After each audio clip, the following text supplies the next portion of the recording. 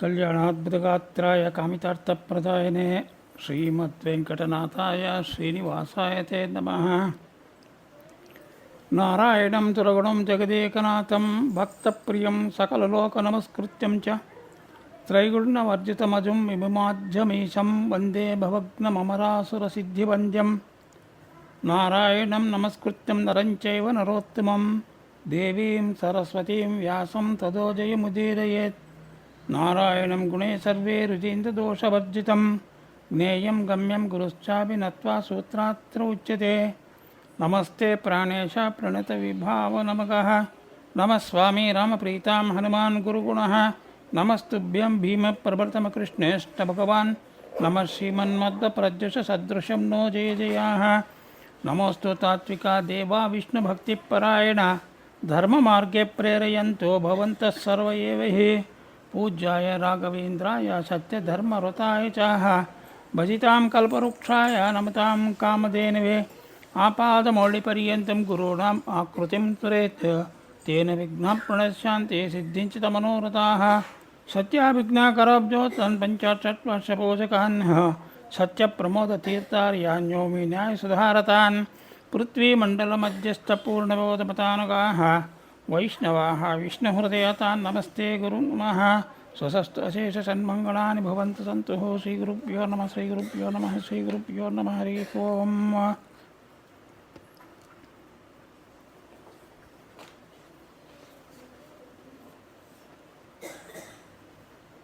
ಇವತ್ತಿನ ಪ್ರಾತಸ್ಮರಣೀಯರು ಶ್ರೀ ವೈಕುಂಠದಾಸರು. ಇವರು 1480ರಿಂದ 1550 ಕಾಲದಲ್ಲಿ ಇದ್ದವರು. ಈ ವೈಕುಂಠದಾಸರು ಬೇಲೂರಿನವರು. ಇವರು ಬೇಲೂರಿನಲ್ಲೇ ಜನಿಸಿ ಅಲ್ಲೇ ಬೆಳೆದು ಅಲ್ಲಿಂದಲೇ ಪರಮಪದ ಸೇರಿರತಕ್ಕಂಥ ವ್ಯಕ್ತಿಗಳು ಇವರು. ಬಹು ಪುರಾತನ ಕಾಲದಲ್ಲಿ ಗೌತಮ ಮುನಿಯು ಪೂಜಿಸುತ್ತಿದ್ದಿರತಕ್ಕಂಥ ಕೇಶವಸ್ವಾಮಿಯ ಮೂರ್ತಿ ಚಂದ್ರದ್ರೋಣ ಪರ್ವತ ಪ್ರಾಂತದಲ್ಲಿ ಭೂಗತವಾಗಿತ್ತಂಥದ್ದು. ಈ ರಾಮಾನುಜಾಚಾರ್ಯ ಶಿಷ್ಯನಾಗಿ ಬಂದ ವಿಷ್ಣುವರ್ಧನ ಮಹಾರಾಜನು ವೈಷ್ಣವ ಮತ ಅವಲಂಬಿಸಿದ ಅನಂತರ ಅವನು ಚಂದ್ರದ್ರೋಣ ಪರ್ವತದಲ್ಲಿ ದೊರೆತ ಕೇಶವ ಮೂರ್ತಿಯನ್ನು ತಗೊಂಬಂದು ಪ್ರತಿಷ್ಠಾಪನೆ ಮಾಡಿದ್ದಾನೆ. ಇಲ್ಲಿ ಅಪರಿಮಿತವಾದ ಜಹಗೂರುಗಳನ್ನು ಅನರ್ಘ್ಯವಾದ ಆಭರಣಗಳನ್ನು ಸ್ವಾಮಿಗೆ ಕಾಣಿಕೆಯಾಗಿ ಅರ್ಪಣೆ ಮಾಡಿದ್ದಾನೆ. ಆ ಕಾಲದಿಂದ ಬೇಲೂರು ಮಹಾಕ್ಷೇತ್ರವೆನಿಸಿತಮ್ಮತು. ವಿಷ್ಣುವರ್ಧನನು ಕಟ್ಟಿಸಿದ ವಿಷ್ಣು ಸಮುದ್ರವು ಮಹಾತೀರ್ಥವೆನಿಸಿತಮ್ಮತಲ್ಲಿ. ಇಲ್ಲಿ ದೊರೆತ ಈ ಬಲಮುರಿ ಸಂಖ್ಯಾ ಸಾಲಿಗ್ರಾಮಗಳು ಎಲ್ಲವೂ ಕೇಶವನಿಗೆ ಸಮರ್ಪಿತವಾಗಿದೆ ಮತ್ತಲ್ಲಿ. ಈ ಬೇಲೂರು ಹೊಯ್ಸಳರ ರಾಜಧಾನಿಯಾಗಿದ್ದ ಕಾರಣ ಅಲ್ಲಿ ಹೊಯ್ಸಳ ರಾಜರು ಏನು ಪರಿಪಾಲನೆ ಮಾಡ್ತಾ ಇದ್ದರು, ಅವರು ಈ ಬೇಲೂರನ್ನು ರಾಜಧಾನಿಯಾಗಿ ಮಾಡಿಕೊಂಡಿದ್ರಂತ. ಹೀಗೆ ಅವರು ರಾಜಧಾನಿಯನ್ನು ಮಾಡಿಕೊಂಡಿದ್ದಾಗ ಅಲ್ಲಿ ಎಲ್ಲ ವಿದ್ಯಾ ಕೇಂದ್ರಗಳೆಲ್ಲ ಸ್ಥಾಪನೆ ಆಯಿತು. ಸ್ಥಾಪನೆ ಆಗಿರೋದರಿಂದ ಅದೊಂದು ದೊಡ್ಡ ವಿದ್ಯಾ ಕೇಂದ್ರವೆನಿಸಿತು. ಸತ್ಪುರುಷರ ಮಹಾಮಹಿಮ ವಿಷಯಗಳಿಂದ ಈ ಬೇಲೂರು ವೈಕುಂಠ ಭೂವೈಕುಂಠ ಅಂಥೇಳಿ ಹೆಸರು ಆಯಿತಂತಲ್ಲಿ. ಹೀಗೆ ವೈಕುಂಠದಾಸರ ಪೂರ್ವದ ಹೆಸರು ಕೇಶವ ಅಯ್ಯಂಗಾರ್ ಅಂಥೇಳಿ ಅವ್ರ ಮೊದಲು ಹೆಸರು ಇದ್ದಿದ್ದು. ತಂದೆಯ ಹೆಸರು ತಿರುಮಲಾರ್ಯರು ಅಂಥೇಳಿ. ಸಾಮಾನ್ಯವಾಗಿ ಎಲ್ಲ ದಾಸವರೇಣ್ಯರೆಲ್ಲರೂ ಒಂದು ಊರಲ್ಲೇ ಇರದಲೇ ಊರು ಪ್ರಯಾಣವನ್ನು ಬೆಳೆಸಿ ಧರ್ಮ ಪ್ರಚಾರ ಮಾಡತಕ್ಕಂಥ ವ್ಯಕ್ತಿಗಳಾಗಿದ್ದರು ಎಲ್ಲರೂ. ಆದರೆ ವೈಕುಂಠದಾಸರು ಮಾತ್ರ ಆ ರೀತಿ ಮಾಡಿಲ್ಲ. ಬೇಲೂರಿಗೆ 10 ಮೈಲು ದೂರದಲ್ಲಿರತಕ್ಕಂಥ ಮಾದಿಹಳ್ಳಿ, ಆ ಹಳ್ಳಿಯಿಂದ ಆಚೆ ಅವರು ಹೋದವರೇ ಅಲ್ಲ, ಆ ಹಳ್ಳಿಯಲ್ಲೇ ಇದ್ದವರವರು. ಹೀಗೆ ದಾಸ್ಯರು ಜಾತ್ಯ ಶ್ರೀ ವೈಷ್ಣವ ಬ್ರಾಹ್ಮಣರಾದರು. ಹೆಬ್ಬಾರ ಎಂಬ ಉಪಪಂಗಡಕ್ಕೆ ಸೇರಿದವರು. ಒಳ್ಳೆಯ ಆಚಾರವಂತ ಬ್ರಾಹ್ಮಣರಾಗಿ ಜೀವನ ಮಾಡಿದರವರು. ವ್ಯಾಸರಾಯರು, ಕನಕದಾಸರು, ಪುರಂದರದಾಸರು, ವಾಜಿರಾಜರು ಇವರೆಲ್ಲ ಈ ವೈಕುಂಠದಾಸರಿಗೆ ಸಮಕಾಲಿಕರು. ಇವರೆಲ್ಲರೂ ಇವರು. ಈ ಕೇಶವಯ್ಯಂಗಾರು ಚಿಕ್ಕವನಿದ್ದಾಗಲಿಂದಲೂ ಸಹಿತಾಗಿ ಯಾವ ಆಟಕ್ಕೂ ಹೋಗ್ತಾ ಇದ್ದಿಲ್ಲ. ಏನಿದ್ರೂ ಭಗವದ್ ಧ್ಯಾನ, ಏಕಾಂತವನ್ನು ಆತ ಪ್ರೀತಿ ಮಾಡ್ತಾ ಇದ್ದಂತ. ಮೌನವನ್ನು ಆಚರಣೆ ಮಾಡ್ತಾ ಇದ್ದ ಹುಡುಗ. ಹೆಚ್ಚು ಸಮಯ ಈ ಕೇಶವಸ್ವಾಮಿಯ ದೇವಾಲಯದಲ್ಲಿಯೇ ಕಾಲವನ್ನು ಕಳೀತಾ ಇದ್ದ. ಬೆಳಿಗ್ಗೆ ಎದ್ದೇಳೋದು, ಈ ವಿಷ್ಣು ಸಮುದ್ರದಲ್ಲಿ ಸ್ನಾನವನ್ನು ಮಾಡೋದು, ವಿವಿಧ ಪುಷ್ಪಗಳನ್ನೆಲ್ಲ ಸಂಗ್ರಹಣ ಮಾಡಿಕೊಂಬೋದು. ಆ ಪುಷ್ಪಗಳಿಂದಲೇ ಕಿರೀಟ, ಕಟಕ, ಕೇಯೂರ, ಹಾರಾದಿಗಳನ್ನೆಲ್ಲ ಸುಂದರವಾಗಿ ತಯಾರಿಸಿ ಕೇಶವನಿಗೆ ಅರ್ಪಿಸುತ್ತಾ ಇದ್ರಂಥವ್ರು. ಇಷ್ಟೆಲ್ಲ ಗುಡಿಗೆ ಹೋಗಿ ಮಾಡಿದವರು ಪ್ರಸಾದ ಇಲ್ಲದಲೇ ಮಾತ್ರ ಮನೆಗೆ ಬರ್ತಾ ಇದ್ದಿಲ್ಲ. ತೀರ್ಥ ಪ್ರಸಾದ ದೊರೆತ ವಿನಃ ಮನೆಗೆ ಬರುತ್ತಾ ಇರಲಿಲ್ಲ ಅವರು. ಅದನ್ನು ಮುಗಿಸ್ಕೊಂಡೇ ಮನೆಗೆ ಬರ್ತಾ ಇದ್ದರು.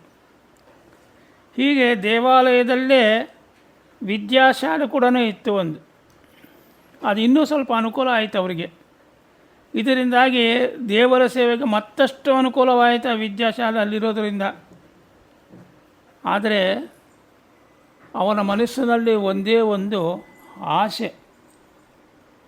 ಏನು ಆಸೆ ಅಂತೇಳೆಂದರೆ, ನಾನು ಕೇಶವನನ್ನು ಕಾಣಬೇಕು, ಅವನೊಡನೆ ಸೇವಕನಂತೆ, ಸಖನಂತೆ, ಶಿಷ್ಯನಂತೆ ಜೀವಿಸಬೇಕು ಅಂತೆಂಬ ಆಸೆ ಅವನಲ್ಲಿ ಇತ್ತಂತೆ, ಪ್ರಬಲವಾಗಿತ್ತದು. ಆದ್ದರಿಂದಲೇ ಮೌನವಾಗಿದ್ದು ದೇವಾಲಯದಲ್ಲಿ ಪರಮಾತ್ಮನ ಸೇವೆ ಮಾಡ್ತಾ ಇದ್ದರವರು. ಈ ರೀತಿಯಾಗಿ ಮೌನವಾಗಿರತಕ್ಕಂಥ ಮಗನನ್ನು ನೋಡಿ ತಂದೆ ತಾಯಿಗಳಿಗೆ ಒಂದು ರೀತಿ ಚಿಂತೆನೂ ಆಯಿತು. ಏನಪ್ಪ ಮಗ ಈ ರೀತಿ ಆಗಿಬಿಟ್ಟನಲ್ಲ ಅಂಥೇಳಿ ದುಃಖವಾಯಿತು ಅವರಿಗೆ.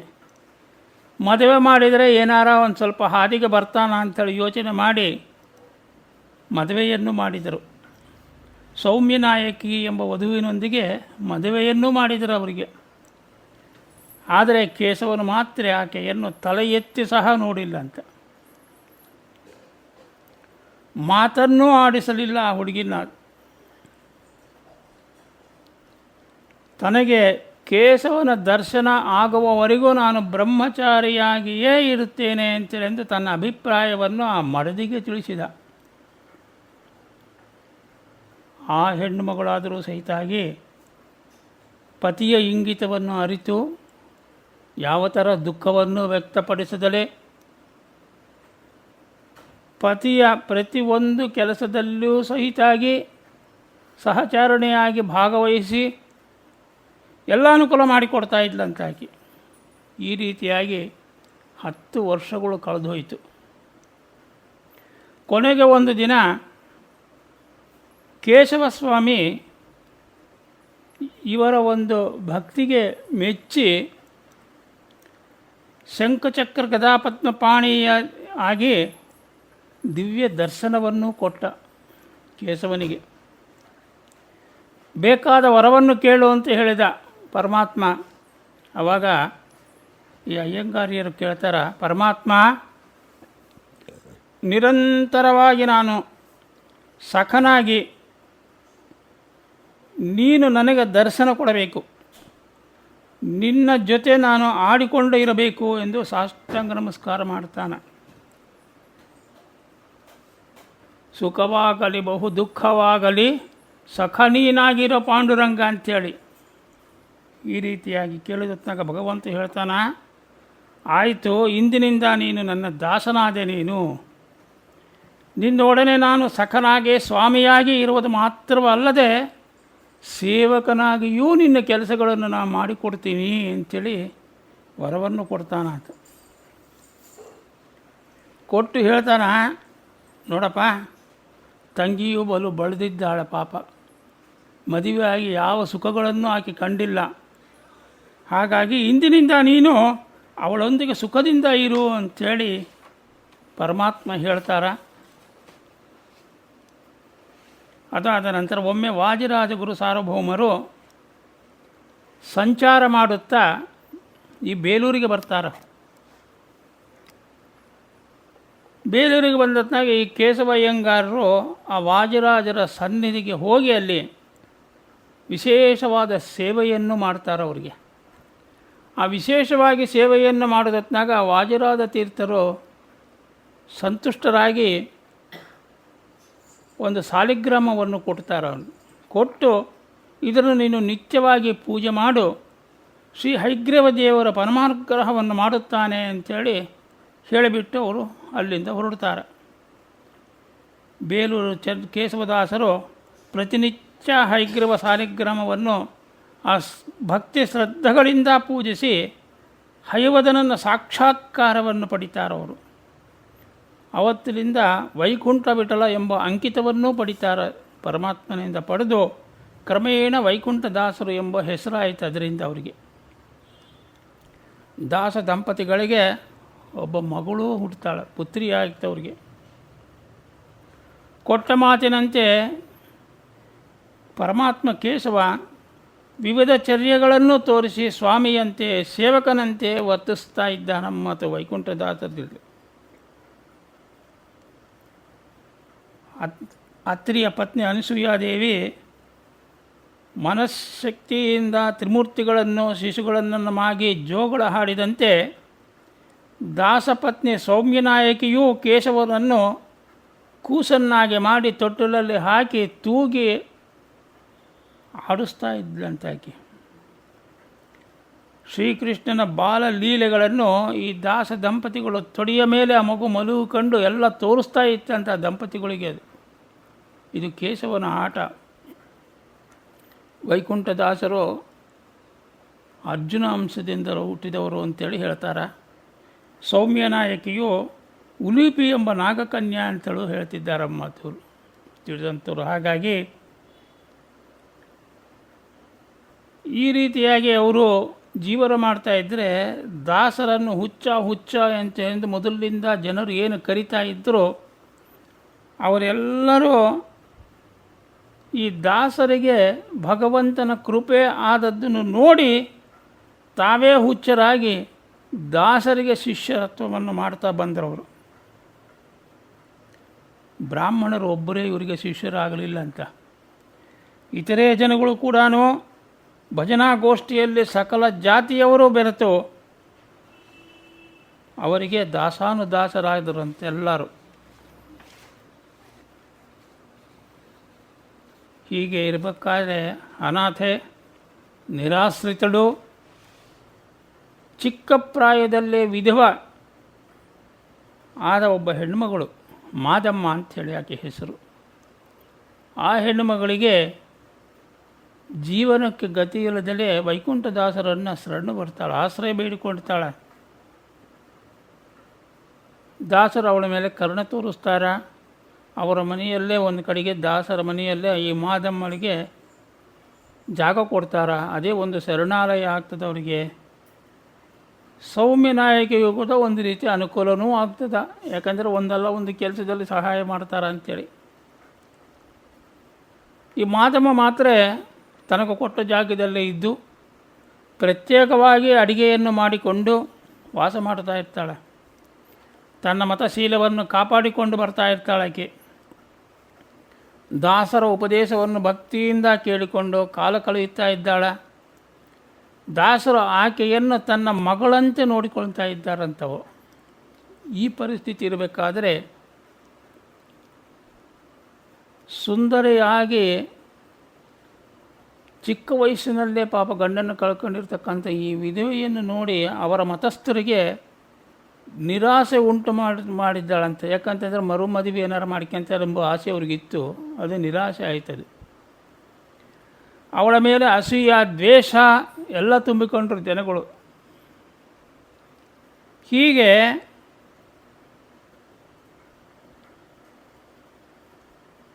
ಈ ದ್ವೇಷದಿಂದ ಜನರು ತಮ್ಮ ತಮ್ಮ ಮನಸ್ಸಿಗೆ ಬಂದಂತೆ ಬಾಯಿಗೆ ತಕ್ಕಂತೆ ಮಾತಾಡ್ತಾರೆ. ಆ ಮಾತುಗಳನ್ನು ಕೇಳಬೇಕಲ್ಲ ಎಂಬೋ ಇದರಿಂದ ಮನೆ ಬಿಟ್ಟು ಆಚೆ ಹೋಗ್ತಾನೇ ಇದ್ದಿಲ್ಲ ಹೆಣ್ಮಗಳು. ಮನೆಯಲ್ಲೇ ಇರ್ತಾಯಿದ್ರು. ವೀರ ವೈಷ್ಣವರ ಮನೆಯಲ್ಲಿ ಈ ವೀರಶೈವಳಾಗಿರ್ತಕ್ಕಂಥ ಅವಳು ವಾಸಿಸುವುದು ಅವರ ಕುಲಸ್ಥರಿಗೆ ಅತೃಪ್ತಿಯನ್ನು ಉಂಟು ಮಾಡಿತು. ಅವರಿಗೆ ಕಣ್ಣು ಕೆಂಪಗಾಯಿತು ಎಲ್ಲರಿಗೆ.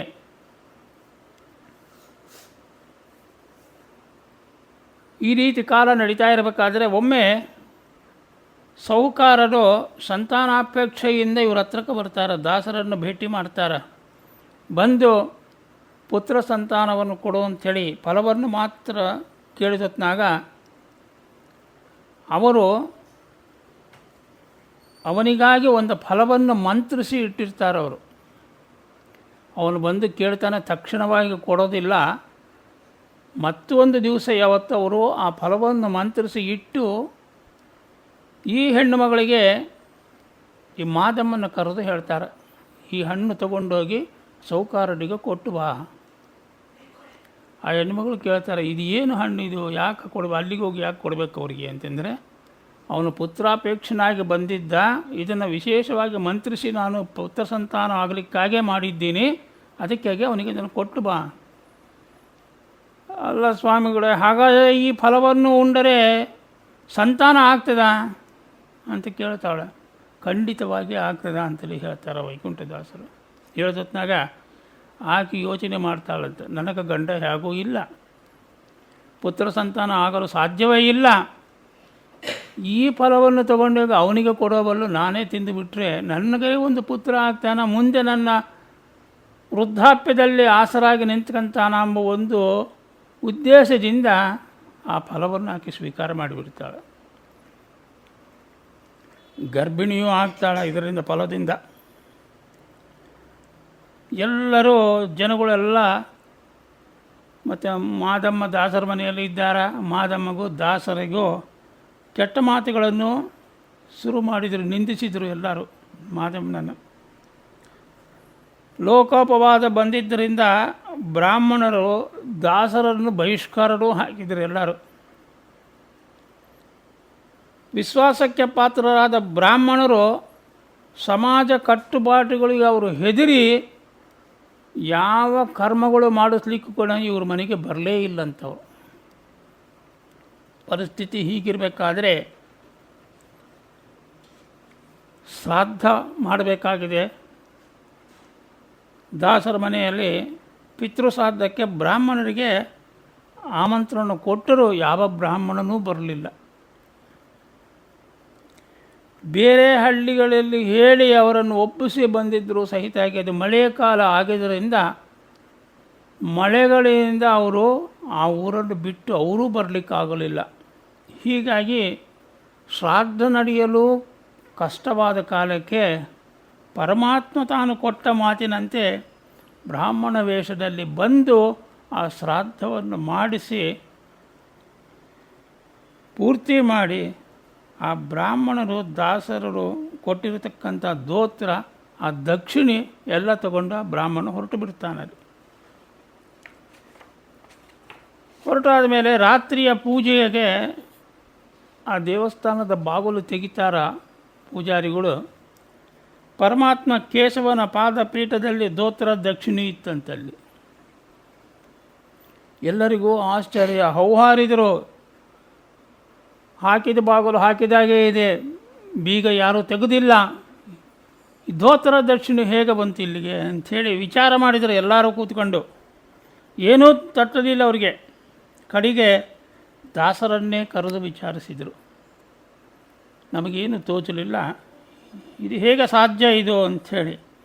ಆವಾಗ ವೈಷ್ಣವ ಬ್ರಾಹ್ಮಣನು ಏನು ಬಂದಿದ್ದ ಅವನು ಕೇಶವ ಸ್ವಾಮಿಯೇ ಅಂಥೇಳಿ ಅರ್ಥ ಆಯಿತು. ಅರ್ಥ ಆಗಿ ದಾಸರು ಅವಾಗ ಭಗವಂತನಿಗೆ ಹೇಳ್ತಾರ,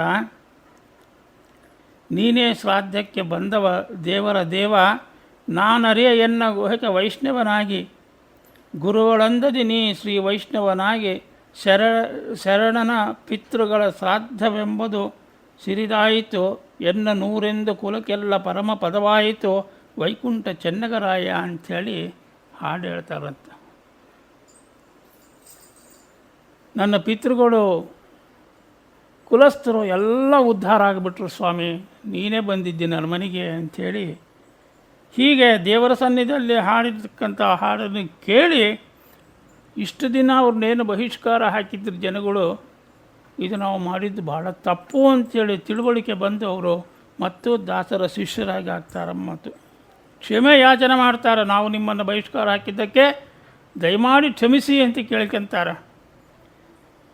ಆನಂತರ ಈ ಮಾದಮ್ಮನ ಮಗ ತನ್ನ ಮತ ಪದ್ಧತಿಯಂತೆ ನಂಜುಂಡ ಅಂಥೇಳಿ ನಾಮಕರಣವನ್ನು ಮಾಡ್ತಾಳೆ ಮಗನಿಗೆ. ನಾಮಕರಣವನ್ನು ಮಾಡಿ ಅವನು ಬೆಳೆದ ಮೇಲೆ ಅವರ ಮತ ಪದ್ಧತಿ ಪ್ರಕಾರ ಆ ಜಂಗಮರನ್ನು ಕರೆಸಿ ಲಿಂಗಧಾರಣೆಯನ್ನು ಮಾಡಿಸ್ತಾಳೆ ಮಗನಿಗೆ.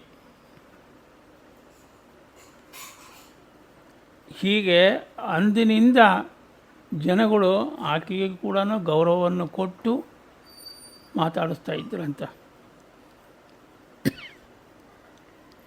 ಈ ವೈಕುಂಠದಾಸರಿಗೆ ವರದ ಎಂಬ ಒಬ್ಬ ಶಿಷ್ಯ ಇದ್ದವನಿಗೆ. ಈ ವರದನೇ ಎಲ್ಲ ಕೆಲಸಗಳು ವೈಕುಂಠದಾಸರಿಗೆ ಮಾಡಿಕೊಡ್ತಾ ಇದ್ದಂಥವರು. ಅನೇಕ ಸಮಯಗಳಲ್ಲಿ ಪರಮಾತ್ಮ ಕೇಶವನ ಸ್ವಾಮಿಯು ಕೂಡ ಈ ವರದನಂತೆ ವೇಷ ತಾಳಿ ದಾಸರ ಸೇವೆ ಮಾಡಿದ ಅಂತ ಅನೇಕ ಕಥೆಗಳು ಬರ್ತವೆ ಮುಂದೆ. ಅದೆಲ್ಲ ಪ್ರತಿದಿನವೂ ದೇವಸ್ಥಾನದಲ್ಲಿ ದಾಸರು ಇಲ್ಲದಲೇ ಮಹಾಮಂಗಳಾರತಿ ನಡೆಯುತ್ತಾನೇ ಇದ್ದಿದ್ದಿಲ್ಲ. ದಾಸರು ಬಂದ ಮೇಲೆ ಕೇಶವನಿಗೆ ಮಹಾಮಂಗಳಾರತಿ ನಡೀತಾ ಇತ್ತು. ಅಷ್ಟು ಗೌರವವನ್ನು ಕೊಡ್ತಾ ಇದ್ದರ ಮಾತು. ಆಮೇಲೆ ಜನನು ಮಹಾಮಂಗಳಾರತಿ ಎಷ್ಟೊತ್ತಿಗನೇ ಆಗಲಿ ಯಾರೂ ಮನೆಗಳಿಗೆ ಹೋಗ್ತಾ ಇದ್ದಿಲ್ಲ ಎದ್ದು. ಯಾಕಂದರೆ ದಾಸರು ಆ ಸಮಯದಲ್ಲಿ ಹಾಡು ಹೇಳ್ತಾರೆ, ಆ ಹಾಡನ್ನು ನಾವು ಕೇಳಬೇಕು ಎಂಬ ಅಪೇಕ್ಷೆಯಿಂದ ಕಾದು ಕುಳಿತಿರ್ತಾರಂಥವ್ರು. ಹೀಗೆ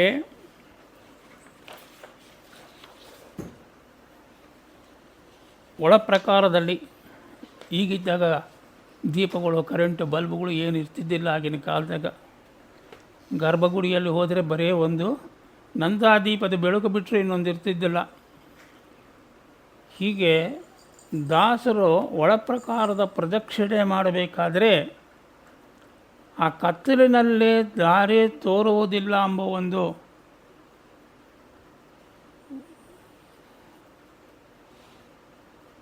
ಅವರಿಗೊಬ್ಬ ದಿವಿಟಿಕೆಯನ್ನು ಅರೇಂಜ್ಮೆಂಟ್ ಮಾಡಿದ್ರಂಥವ್ರು ಆ ದೇವಸ್ಥಾನದವರು. ದಾಸರಿಗೆ ದಾರಿ ತೋರಿಸಲಿಕ್ಕಾಗಿ ಒಬ್ಬ ದಿವಿಟಿಕೆ ಹಿಡ್ಕೊಂಡು ಹೋಗ್ಬೇಕು.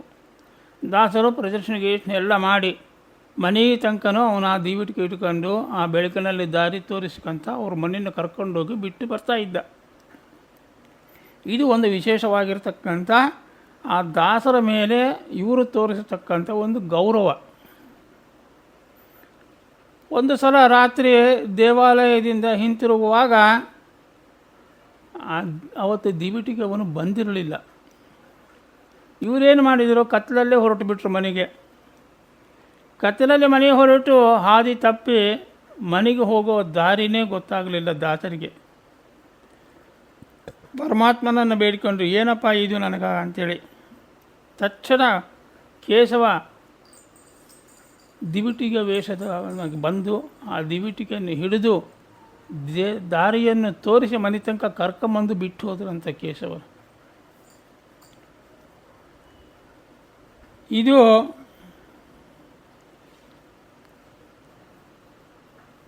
ಆಯಾಸದಿಂದ ಆ ದಿವಿಟಿಗೆ ಅವನು ಕೇಳಿದ್ದ ದಾಸರಿಗೆ, ಬಾಯಾರಿಕೆ ಆಗ್ತಾಯಿದೆ, ನೀರು ಕೊಡಿ ಕುಡಿಲಿಕ್ಕೆ ಅಂತೇಳಿ. ಆಯಿತು ತೊಗೊಂಬರ್ತೀನಿ ಅಂತ ಒಳಗೆ ಹೋಗಿ ನೀರು ತರೋದ್ರೊಳಗೆ ಮಾಯ, ಯಾರೂ ಇರಲಿಲ್ಲ ಅಲ್ಲಿ.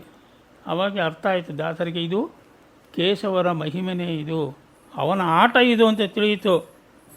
ಅದಕ್ಕಾಗಿ ಹೇಳ್ತಾರೆ, ಏನು ಕಾರಣವೇನಿಗೆ ತಿಳಿಯೋದೋ ಇದು ದೇವ, ನೀನು ಉದ್ಧರಿಸುವುದಕ್ಕೋ ಕೆಡುವುದಕ್ಕೋ ಹರಿಯೇ.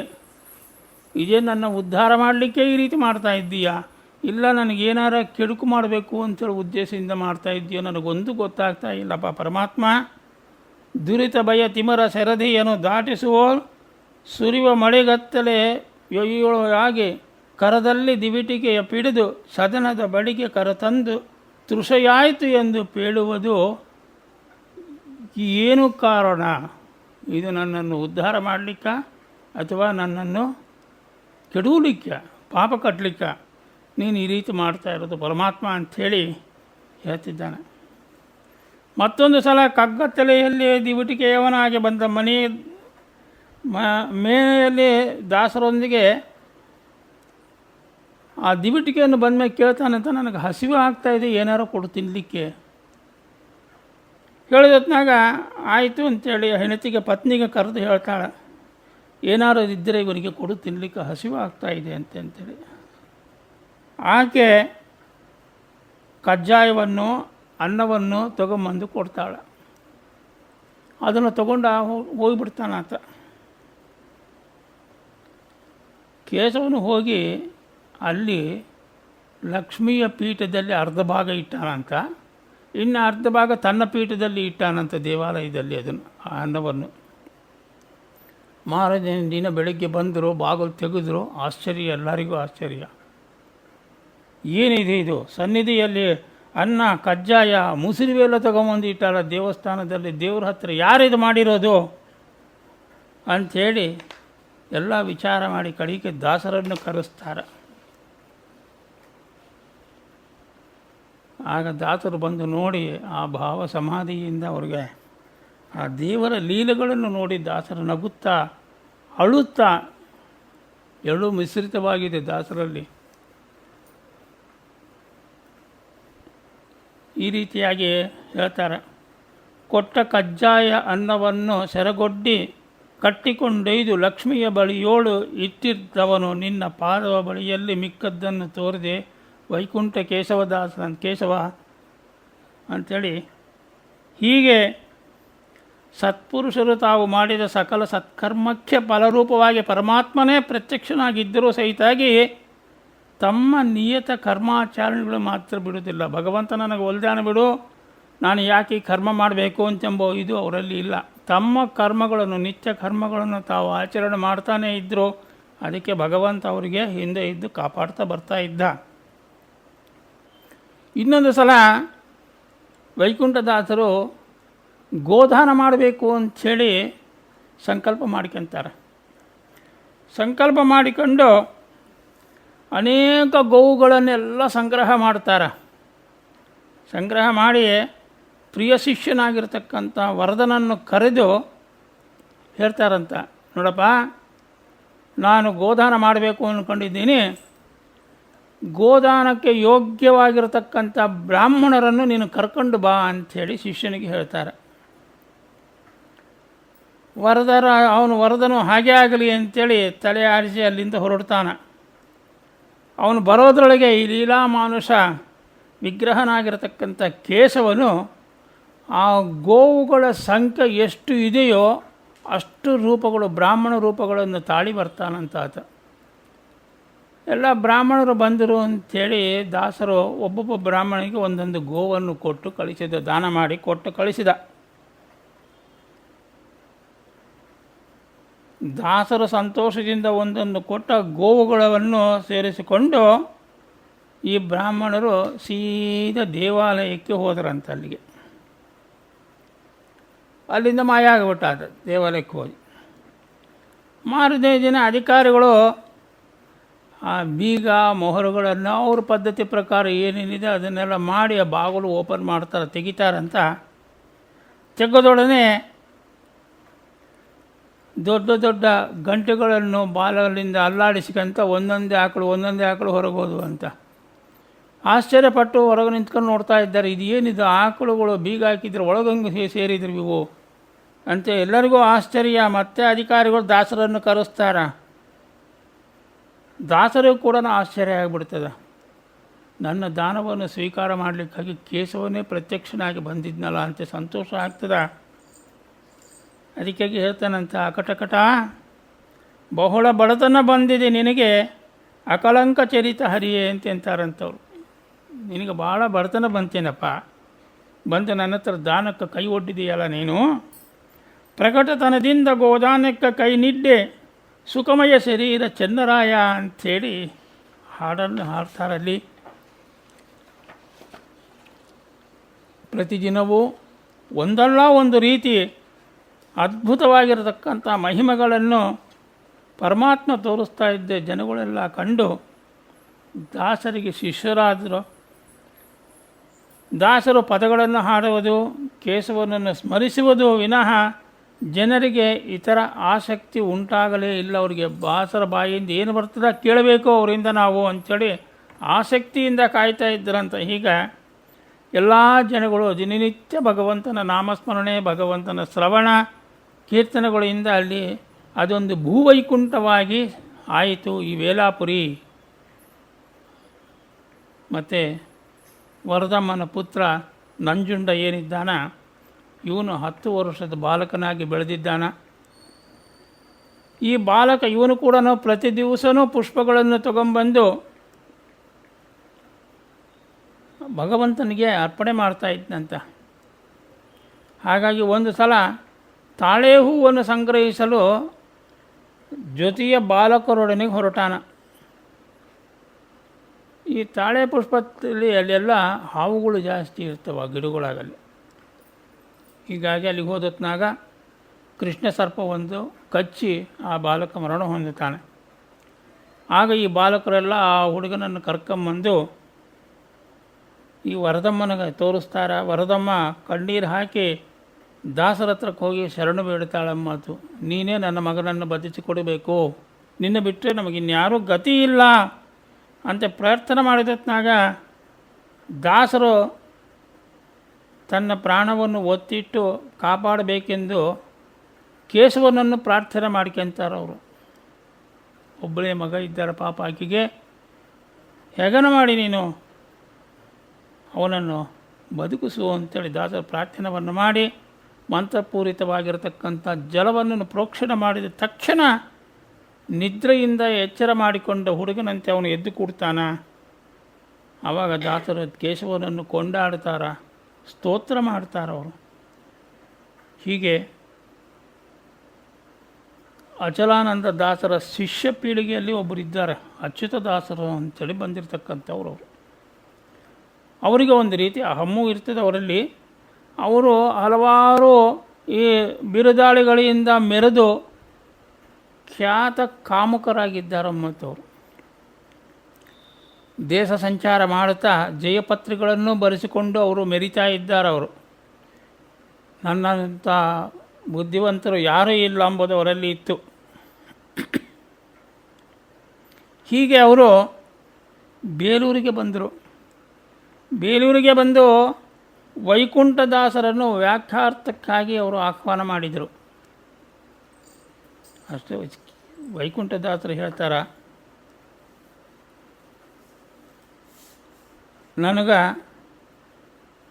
ವಯಸ್ಸಾಯಿತು, ಕಣ್ಣು ಕಾಣಲ್ಲ, ಮಾತಾಡಲು ಆಗೋದಿಲ್ಲಪ್ಪ ಅಂತ ಒಳ್ಳೆಯ ಮಾತಲ್ಲಿ ಹೇಳಿ ಕಳಿಸ್ತಾರೆ. ಅಷ್ಟು ಹೇಳಿದ ತಕ್ಷಣ ಅಚ್ಯುತದಾಸರಿಗೆ 2 ಕಣ್ಣು ಕಾಣಲಿಲ್ಲಂತ ಮಾತು ಬಿದ್ದೋದು ಅಂತವು. ಆಗ ಅವರು ದಾಸರ ಮಹಿಮೆಯನ್ನು ತಿಳ್ಕೊಂಡು ಬಂದು ಶರಣಾಗತರಾಗ್ತಾರೆ. ಆಗ ಅವರು ಶರಣಾಗತರಾಗಿ ತಮ್ಮ ಒಂದು ಜಯಪತ್ರಗಳನ್ನೆಲ್ಲ ತಗೊಂಬಂದು ಒಪ್ಪಿಸ್ತಾರೆ. ನಾನು ಸೋತಿದ್ದೇನೆ ಅಂತ ಒಪ್ಪಿಸಿ ನನ್ನನ್ನು ನೀವು ಕರುಣಿಸಿ ಅಂತ ಕೇಳಿಕೊಂಡಾಗ ಕೇಶವನ ಪ್ರಾರ್ಥನೆ ಮಾಡ್ತಾರ. ಅವನಿಗೆ ಮತ್ತು ಕಣ್ಣು ಬರ್ತದ, ಮಾತುಗಳು ಬರ್ತದ ಅಂತ ಹೇಳ್ತಾರೆ. ಮಾತು ಕೇಶವದಾಸರ ಅನುಗ್ರಹದಿಂದ ಹಾಗೂ ಪರಮಾತ್ಮ ಕೇಶವನ ಕೃಪೆಯಿಂದ ತನ್ನ ಕಣ್ಣು ನಾಲಿಗೆಗಳನ್ನು ಮರುಪಡೆದುಕೊಂಡಿದ್ದಾರೆ ಇವರು. ಅನಂತರ ತಮ್ಮ ಬಿರುದಾವಳಿಗಳನ್ನೆಲ್ಲ ವೈಕುಂಠದಾಸರಿಗೆ ಒಪ್ಪಿಸಿದ್ದಾರೆ. ದಾಸರು ಅವುಗಳನ್ನೆಲ್ಲ ತಗೊಂಡೋಗಿ ಕೇಶವ ಸ್ವಾಮಿಗೆ ಸಮರ್ಪಣೆ ಮಾಡಿಬಿಟ್ಟಿದ್ದಾರೆ.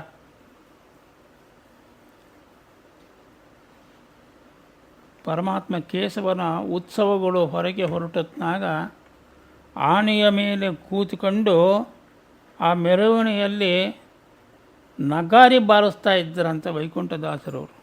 ಇದೊಂದು ಕಾರ್ಯಕ್ರಮವಾಗಿ ಇಟ್ಕೊಂಡಿದ್ದರು ಅವರು. ಹೀಗಾಗಿ ಕಾಲ ಕಳೀತಾ ವೃದ್ಧಾಪ್ಯವೂ ಬಂದಿದೆ ಅವರಿಗೆ, ವೈಕುಂಠದಾಸರಿಗೆ. ಈ ವೃದ್ಧಾಪ್ಯ ಬಂದತ್ನಾಗ ವಾಜಿರಾಜರು ಅಲ್ಲಿಗೆ ಬಂದಿದ್ದಾರೆ ಬೇಲೂರಿಗೆ. ಮತ್ತೆ ಈ ವಾದಿರಾಜರು ನೋಡಿ, ಅವರು ತಾವು ಪೀಠಾಧಿಪತಿಗಳು, ವೈಕುಂಠದಾಸರು ಬಂದ್ಬಿಟ್ಟು ಇವರು ಸಂಸಾರಂದಿಗರು, ನಾವು ಅವರ ಮನೆಗೆ ಹೇಗೆ ಹೋಗಬೇಕು ಎಂಬುವುದು ಏನು ಇಟ್ಕೊಂತಿದ್ದಿಲ್ಲ. ಅವರು ಊರಿಗೆ ಬಂದಿದ್ದಾರೆ ಅಂದರೆ ವೈಕುಂಠದಾಸರು ಬರಲಿಲ್ಲ ಅಂತಂದರೆ ತಾವೇ ಅಲ್ಲಿಗೆ ಹೋಗ್ತಿದ್ರಂತ. ವಾದಿರಾಜರು ಹುಡುಕಿಕೊಂಡು ಹೋಗ್ತಾ ಇದ್ರು ಅವರು. ಒಂದು ಸಲ ಹೀಗೆ ದಾಸರು ಬರೆದಾಗಿದ್ದತ್ನಾಗ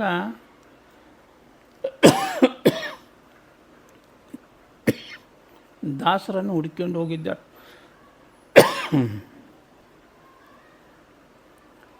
ಹುಡುಕೊಂಡು ಹೋದತ್ನಾಗ ಆ ಸಮಯದಲ್ಲಿ ದಾಸರು ತೊಡೆಯ ಮೇಲೆ ಒಂದು ಮಗು ಮಲಗಿದೆ.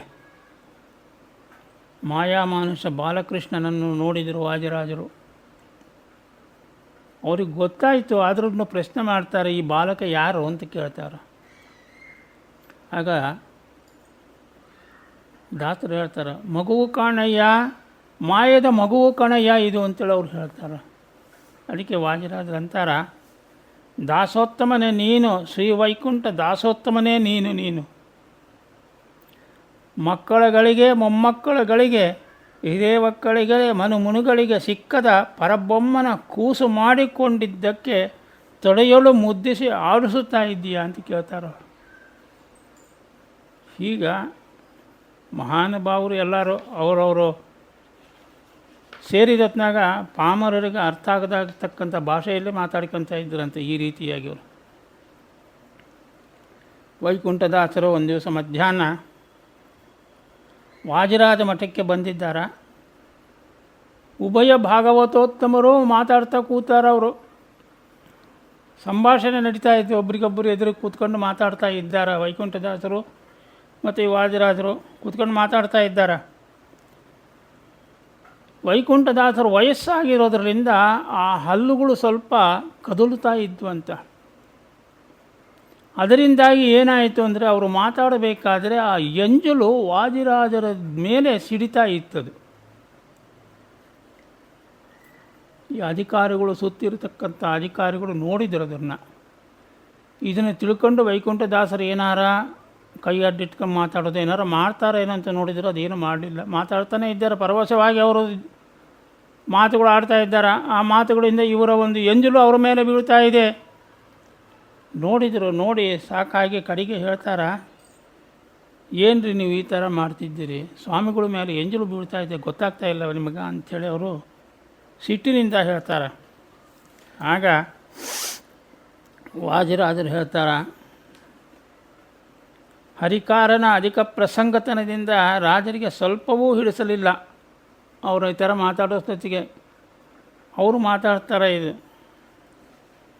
ಎಂಜಲೆನ್ನಲಿಬಹುದೇ ಮನುಜರ ನೀವು ಅಗವನ ಧನಂಜಯ ಸುವೈಕುಂಠ ದಾಸನ ವದನ ಕಣವ ಅಂಥೇಳಿ ಹೇಳ್ತಾರೆ ಹಾಡು ಅವರು. ಅಂದರೆ ಈ ರೀತಿಯಾಗಿ ಹೇಳಿ ಅವರಿಗೆಲ್ಲ ಬುದ್ಧಿ ಕಲಿಸ್ತಾರೆ ವಾದಿರಾಜರು.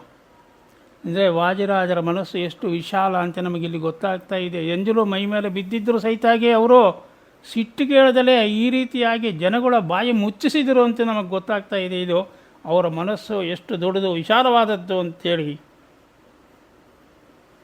ಯಾಕಂದರೆ ವೈಕುಂಠದಾಸರು ಶ್ರೀ ವೈಷ್ಣವರು, ಗೃಹಸ್ಥಾಶ್ರಮಿಗಳವರು, ವಾದಿರಾಜರು ಮಧ್ವಮತಸ್ಥರು, ಪೀಠಾಧಿಪತಿಗಳು ಆಗಿದ್ದಾರೆ, ಯತೀಶ್ವರರು ಇವರು. ಹೀಗಿರಬೇಕಾದ್ರೆ ಅದಕ್ಕಾಗಿ ವಾದಿರಾಜರು ಹೇಳಿರೋದು, ಅದರ ಅರ್ಥ ಹೇಗಿದೆ ಅಂತಂದರೆ, ದಾಸರ ಹೃದಯದಲ್ಲಿ ಕೇಶವನು ನೆಲೆಸಿದ್ದಾನೆ. ದಾಸರ ಹೃದಯದಲ್ಲಿ ಕೇಶವನು ನೆಲೆಸಿದ್ದಾನೆ. ಕೇಶವನ ಪಾದದಿಂದ ಗಂಗೆ ಉದ್ಭವವಾಗಿದ್ದಾಳೆ. ಆ ಗಂಗೆಯೇ ನನ್ನ ಮೇಲೆ ಈಗ ಬೀಳ್ತಾ ಇರೋದು, ಮಾತಾಡ್ತಾ ಇರೋದ್ರಿಂದ ಒಳಗಿನಿಂದ ಗಂಗೆ ಪ್ರವಾಹ ಬಂದು ನನ್ನನ್ನು ಪಾವನ ಮಾಡ್ತಾ ಇದೆ ಅಂತೆಂಬ ಭಾಷೆಯಿಂದ ಅವರು ಹೇಳ್ತಾ ಇದ್ದಾರೆ ಮಾತು. ಹೀಗೆ ಅವರ ವದನದ್ವಾರ ಬಂದು ನನ್ನ ಅಂಗದ ಮೇಲೆ ಬಿದ್ದು ನನ್ನನ್ನು ಪುನೀತನನ್ನಾಗಿ ಮಾಡುವ ಸುಧಾರಸದ ಬಿಂದುಗಳು ಇವು, ಎಂಜಲು ಅಲ್ಲ ಅಂತ ಹೇಳಿ ಅವರು ಬಾಯಿ ಮುಚ್ಚಿಸ್ತಾರಂತ. ಹೀಗೆ ವಾದಿರಾಜರು ಬೇಲೂರಿನಲ್ಲಿ ಎಷ್ಟು ದಿನಗಳು ಇದ್ದರೂ, ತಿಂಗಳುಗಟ್ಟಲೆ ಕಾಲ ಇದ್ದರೂ ಸಹಿತಾಗಿ ವೈಕುಂಠದಾಸರು ಮಾತ್ರ ಎಲ್ಲ ಅಲ್ಲೇ ಇರ್ತಿದ್ರಂತ. ಒಂದು ನಿಮಿಷಗಳು ಬಿಟ್ಟು ಇರ್ತಿದ್ದಿಲ್ಲ ಅವರು. ಈ ರೀತಿಯಾಗಿ ಅವರು ಕಾಲ ಕಳೆದಿದ್ದಾರೆ. ವೈಕುಂಠದಾಸರಿಗೆ 70 ವರ್ಷಗಳು ಬಂದವು. ದಾಸರು ವೃದ್ಧಾಪ್ಯದಲ್ಲಿ ಪತ್ನಿ ವಿಯೋಗವೂ ಆಯಿತು ಪಾಪ ಅವರಿಗೆ. ಅವರ ಒಂದು ಮಾಡುವ ಕರ್ಮಗಳಿಗೆ ಸಹಾಯ ಮಾಡುತ್ತಾ ಇರತಕ್ಕಂಥವ್ರು ಯಾರೂ ಇಲ್ದಾಗ ಅವಾಗ ಪತ್ನಿ ಹೋದ ಮೇಲೆ ಸಂಪೂರ್ಣ ದಾಸರ ಸೇವೆ ಮಾಡ್ತಕ್ಕಂಥ ಒಂದು ಬಾಧ್ಯತೆ ಈ ವರದನ ಮೇಲೆ ಬಿತ್ತು, ಶಿಷ್ಯನ ಮೇಲೆ ಬಿತ್ತು ವರದ. ಅನೇಕ ಸಮಯಗಳಲ್ಲಿ ಈ ವರದ ಇಲ್ದಾಗಿರೋ ಕಾಲಕ್ಕಿಗೆ ಕೇಶವನ ವರದ ರೂಪದಲ್ಲಿ ಬಂದು ಅವರಿಗೆ ಸೇವೆ ಮಾಡ್ತಾ ಇದ್ದರಂತೆ ವೈಕುಂಠದಾಸರಿಗೆ. ಒಂದು ಪ್ರಾತಃ ಕಾಲದಲ್ಲಿ ಮೃತ್ತಿಕಾ ಶೌಚಕ್ಕೆ ನೀರು ತಗೊಂಬ ಅಂಥೇಳಿ ಕೇಳ್ತಾರೆ. ವರದನನ್ನು ಕರೀತಾರೆ, ವರದ ನೀರು ತಗೊಂಬ ಅಂಥೇಳಿ. ಆವಾಗ ವರದ ಇರೋದಿಲ್ಲ, ಅಲ್ಲಿ ಮಾಯಾವರದ ಪರಮಾತ್ಮ ಬರ್ತಾನಂತ. ಬಂದು ಬಿಸಿ ನೀರು, ಸುಡುವ ಬಿಸಿ ನೀರನ್ನು ತಗೊಂಬಂದು ದಾಸರ ಕೈ ಮೇಲೆ ಹಾಕ್ತಾರಂತ ಪರಮಾತ್ಮ. ಆಗ ದಾಸರು ಎಷ್ಟು ಬಿಸಿಯಾದ ನೀರು ಸುರಿದಿಯಲ್ಲೋ ಅಂಥೇಳಿ ಕೈ ಹೀಗಂತಾರ. ಕೈ ತಗುಲ್ತದ ಪರಮಾತ್ಮನಿಗೆ, ಬಲವಾಗಿ ತಗುಲ್ತದ. ಆಗ ಪರಮಾತ್ಮ ಈಗೋ ನಿನ್ನ ಪಾದಕ್ಕೆ ಅಂತ ಇಟ್ಬಿಟ್ಟು ಹೋಗ್ಬಿಡ್ತಾನಂತ ಸಿಟ್ಟಿನಿಂದ. ಅನಂತರ ಗೊತ್ತಾಗ್ತದೆ ನೀರು ತಂದಿದ್ದು. ಯಾಕಂದರೆ ವರದ ಆಮೇಲೆ ಬರ್ತಾನ, ಬಂದದ್ನ ನೋಡ್ತಾರ, ಅವನ ಕೈಯಲ್ಲಿ ಏನೂ ಇಲ್ಲ. ಕೇಳ್ತಾರ, ಅವಾಗ ಅರ್ಥ ಮಾಡ್ಕೊಂತಾರ, ಬಂದವನು ವರದನಲ್ಲ, ಪರಮಾತ್ಮ ಕೇಶವನೇ ಬಂದ. ಅವನನ್ನು ನಾನು ದೂಷಣ ಮಾಡಿದೆನಲ್ಲ, ಕೈ ತಗಲಿಸಿ ಅವನಿಗೆ ಪೆಟ್ಟು ಮಾಡಿದೆ ನಾನು ಅಂತ ದುಃಖ ಪಡ್ತಾರ. ದುಃಖಪಟ್ಟು ಹೇಳ್ತಾರಂತ, ಮತ್ತು ಸ್ವಾಮಿ ಬೇಡ ಬೇಡವೆಂದರೂ ಇಂತಹ ನೀಚ ಕಾರ್ಯಗಳನ್ನು ಎಸಗಿ ನನ್ನನ್ನು ಪಾಪಕ್ಕೆ ಗುರಿ ಮಾಡುವೆಯಾ ಕೇಶವ? ತಿಳಿದು ಮಾಡಿದರೆ ಪಾಪ, ತಿಳಿಯದೆ ಮಾಡಿದರೆ ತನಗೆ ಆ ಪಾಪ ಲೇಪವಿಲ್ಲ ಎಂದು ಪಾಪಾತ್ಮ ನಾನಲ್ಲ, ಪಾಪವೆನಗಿಂತ ಇಲ್ಲ, ಶ್ರೀಪತಿಯ ನಿನಗೆ ನೀನೇ ಮಾಡಿಕೊಂಡೆ ಅಂತೇಳಿ ಹೇಳ್ಬಿಡ್ತಾರೆ. ನಾನೇ ನಿನ್ನ ಕರೆದಿಲ್ಲ ನೀರು ಕೊಡು ಅಂತೇಳಿ. ಪರಮಾತ್ಮ ನೀನು ಬಂದು ನನಗೆ ಈ ಥರ ಸೇವೆ ಮಾಡಿ ನನಗೆ ಪಾಪ ಕಟ್ಟಬೇಕು ಅನ್ಕೊಂತಿದ್ಯಾ ನೀನು? ಇದು ನನಗೆ ಪಾಪ ಲೇಸವೂ ಇಲ್ಲ. ನೀನು ತಿಳಿದು ಮಾಡಿದರೆ ಪಾಪ, ಅದು ತಿಳಿಯ ಮಾಡಿದ್ದು ನನಗೇನು ಗೊತ್ತಿಲ್ಲ. ಇದು ನಾನು ನಿನ್ನೆ ತಿಳಿದೇನು ಮಾಡಿಲ್ಲ ಇದನ್ನು. ಹಾಗಾಗಿ ಈ ಪಾಪ ಲೇಸವೂ ನನಗಿಲ್ಲ, ಏನಿದ್ರು ಇದು ನೀನು ಮಾಡಿದ ಕಾರ್ಯ ಅಂಥೇಳಿ ಭಗವಂತನನ್ನು ಕೊಂಡಾಡ್ತಾನಂತ. ಈಗ ವೃದ್ಧಾಪ್ಯ ಅಶಕ್ಯತೆಯಿಂದ ಕೆಲವು ದಿವಸಗಳು ದಾಸರು ಆ ದೇವಾಲಯಕ್ಕೂ ಹೋಗಲಿಕ್ಕಾಗಲಿಲ್ಲ. ಅವರಿಗೆ ವಯಸ್ಸಾಯಿತು, ಮನೆಯಲ್ಲಿ ಇದ್ದಾರ, ಕೈಲಾಗಲಿಲ್ಲ. ಹೀಗೆ ಒಂದು ದಿನ ಕೇಶವನ ದೇವಾಲಯದಲ್ಲಿ ಮಂಗಳಾರತಿ ಆಗ್ತಾ ಇದೆ ಅಲ್ಲಿ.